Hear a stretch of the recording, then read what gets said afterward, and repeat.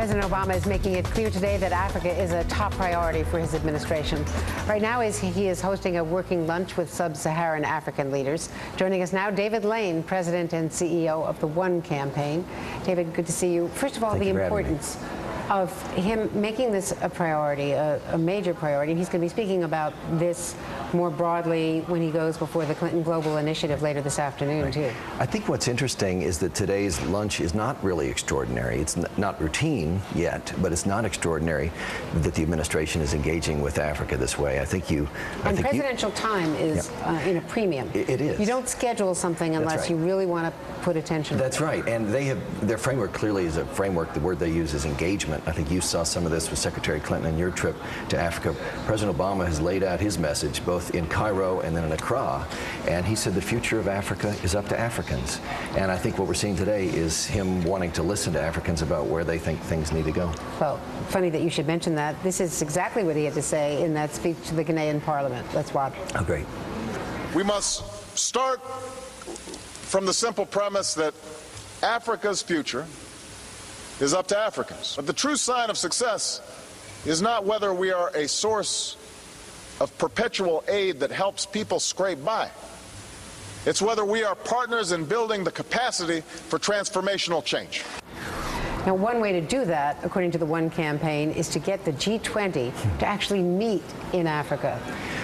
Our thinking there, it's a campaign we have right now, and there are lots of people in Pittsburgh sort of pressing the cause as the G20 gathers there, is that there's nothing quite like seeing things on the ground, both in terms of the challenges but also in terms of the opportunities. And Africa is represented in the G20 only by South Africa, which is basically a middle-income country. We know they listen a lot to their fellow leaders, but we'd like to see the G20 go to Africa for a meeting sometime in the near future, in part so that they can really reflect the aspirations of the whole global community. Let's talk about Darfur for a moment, because there's been some criticism that the United States has not shown enough leadership on this. And your point of view on that? Yes, I think that it's just a very tough problem that they're trying to balance African leadership with our own human rights concerns, and I'm confident they'll keep pressing ahead. Hillary Clinton has, as you mentioned, made a real focus of her attention as Secretary of State, Africa.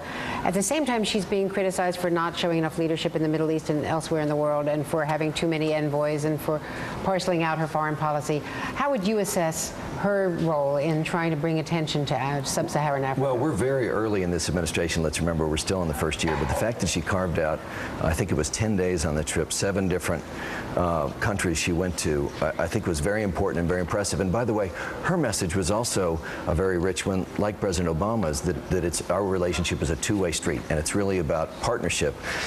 For their part, we expect Africans to be responsive to the needs of their people and to put in place institutions of good government, and they're looking to us, and I think this is probably what President Obama is hearing at lunch today, for trade and investment, because those are the things that are going to really generate prosperity and growth. And as the G20 gathers in Pittsburgh this week, you've got a poster, the One poster that is trying to put attention to that. We're showing it now. It's the G21 is trying to, increase your visibility in Pittsburgh, and it says one world, one recovery. Africa is part of the solution. Well, if I could say something about that, we're used to going to these gatherings, we and many other activists, with a case for don't forget the poor. It's oftentimes a social justice argument. I think what we're trying to say now, very much in tune with what President Obama and the G20 are saying, is that it's not about charity. It really is about self-interest. I think the stated highest goal of this G20 meeting is for a sustained, accelerated recovery that's sustainable and includes everyone.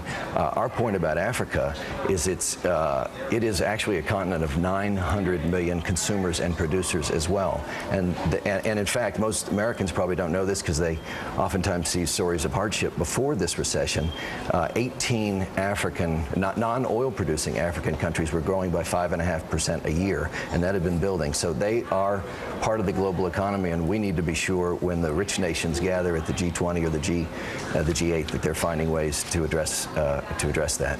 David Lane of the One Campaign. Thanks so very much. Thank you. And your leader Bono will be on Saturday Night Live this Saturday night for the season opener. Looking forward to it. So right back here at 30 Rock. Thank you. Thank you very much. Thanks, David.